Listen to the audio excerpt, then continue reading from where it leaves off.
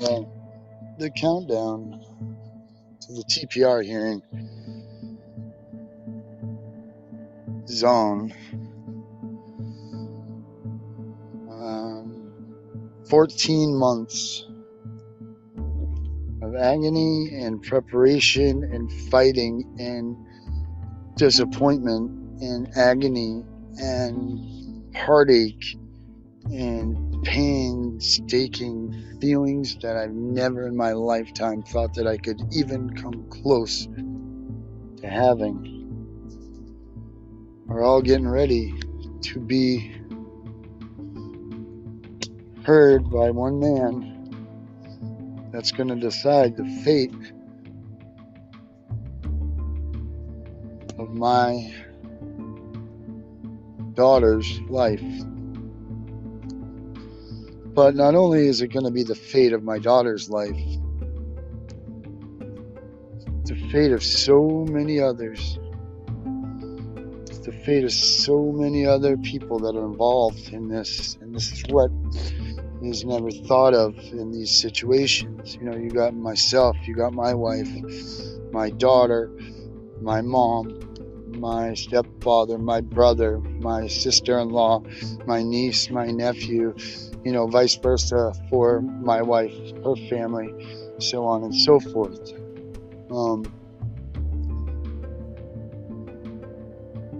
Surreal. It really is a surreal thing that one day you have your family and life is good and it's ticking forward, and you know, things aren't exactly a white picket fence and all of that, because we were figuring everything out with life and Nina and the baby and all of that, but we were doing it, we were loving what we were doing, and then it's all taken away and life stops. What people don't realize is life stops when your kid is taken from you. Life ceases. My wife and I have not celebrated one holiday. It was just Nina's birthday the other day. That's 2 birthdays that we've missed. We haven't celebrated one holiday. No presents for Christmas. No birthdays, no I love yous at Valentine's Day, no happy anniversary for our anniversary, no Thanksgiving turkey, no Christmas trees, no none of that stuff, because we have this feeling of just as it's not right for us to celebrate anything without Nina being present. We haven't gone out to eat.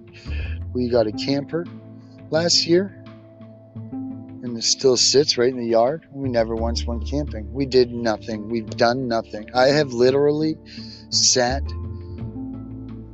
in my office every day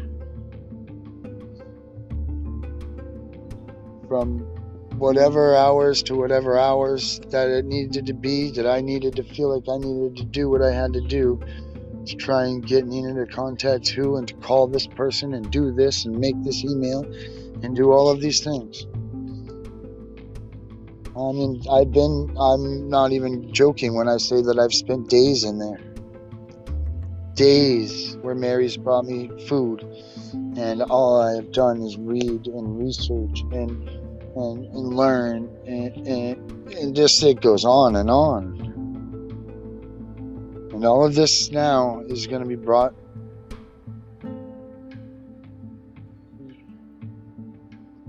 to the demise or to the reunification of my family. I can't believe that through all this shit we've been put through and this hell and these things that they've said about us, and you know, our family hating us, you know, like this is just, it's completely fucking devastating.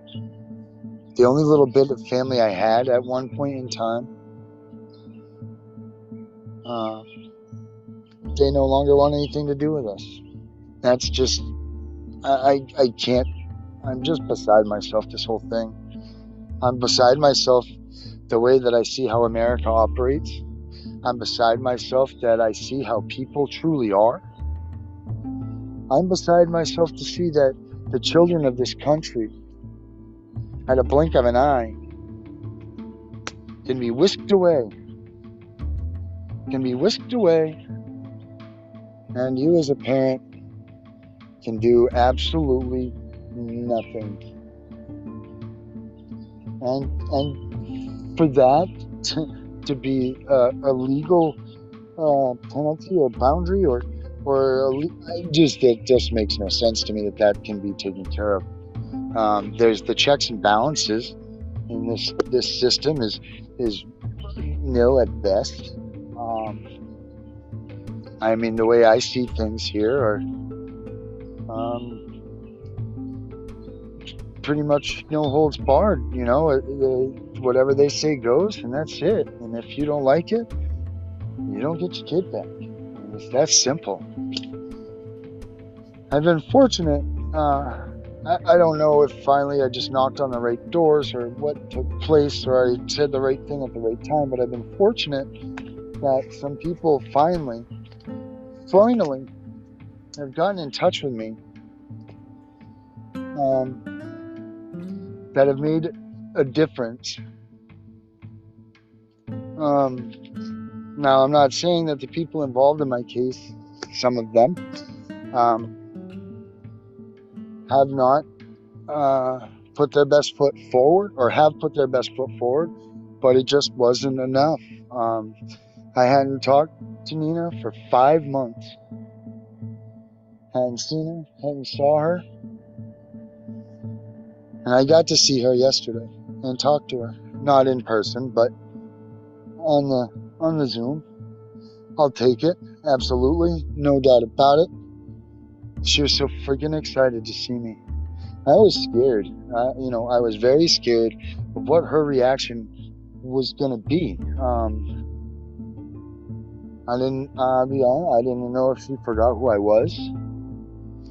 I didn't know if she was going to be angry with me.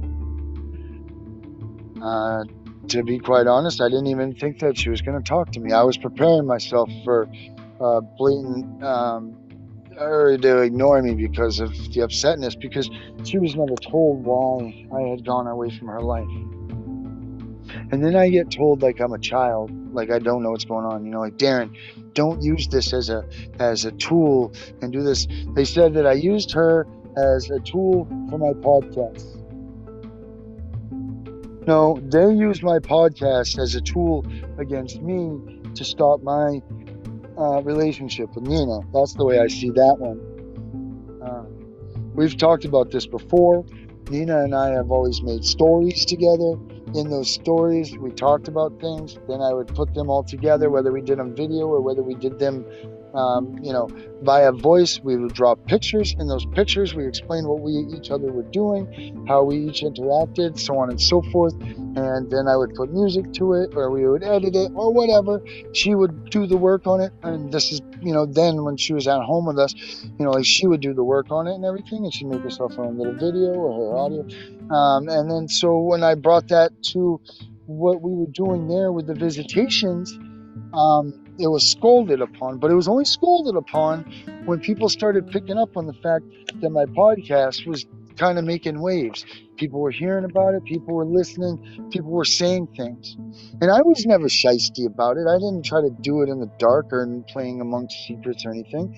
I told the department, listen to my podcast, please.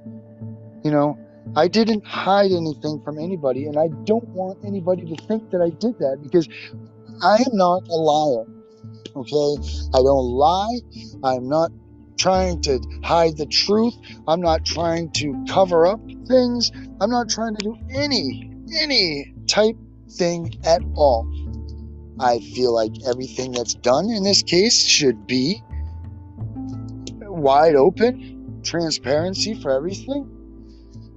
And I guess that's where, like where I come in here is that's what I've done.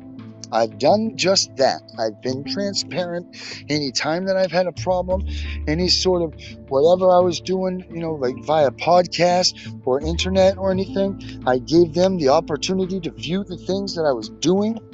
That way, they knew what was going on. There was nothing dark or any sort of mystery or flagrant anything going on. They knew everything. I did it for everybody. And they took Nina away from me for being honest. Well, these nice people that apparently I don't know if I've I hit the email button so many times that finally I got to a person that had some sort of compassion, or maybe they don't have any compassion. Maybe they just know that rule's been broken. I don't know. However, I'm going to look at it as this, though. She was very nice, and she got me to be able to see my daughter. So thank you, ma'am, for that. If you're ever listening to this, thank you so much. I appreciate it. It seemed very simple to have Nina and I's visits returned. I didn't like the way that it was childish, Darren, hold my hand, you got to be nice and all this. I did nothing but nice. And the only thing I ever wanted to do,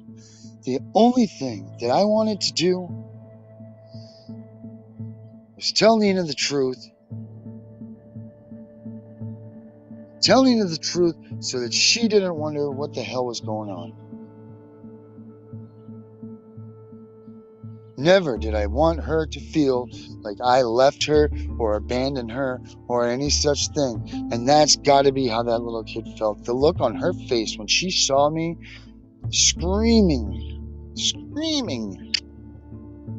And then you know what sucks? Is when I was saying goodbye, it froze. And that's how the video ended. So it's not about any sort of battle that I've been having with anybody. It's not about any sort of I told you so's or woe is you and this and whatever. Bottom line, I got to see Nina, and that's all that matters in all of this. And why it's so difficult for everybody to see that Nina is what is the most important, and that Nina's choices should be made somewhat by her and not by what others are guiding her through. And I think that her voice should be heard and listened to. And it's not. It's really not. Because, she might only be 5, but she's not a stupid girl. She had to grow up way too fast, you see. From doing what they did to her and taking her the way they did rapidly, she grew up real fast. That sucks. But it's time for this judge to make a decision based on facts.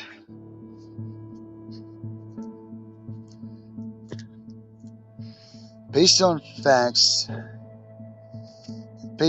fact that he knows that without a doubt, no matter what anybody says, we've tried our asses, done, sweat, blood, tears, money, you name it, because that's our goddamn daughter, and we love her, and we want her to come home, so we can reverse this thing and bring her childhood back.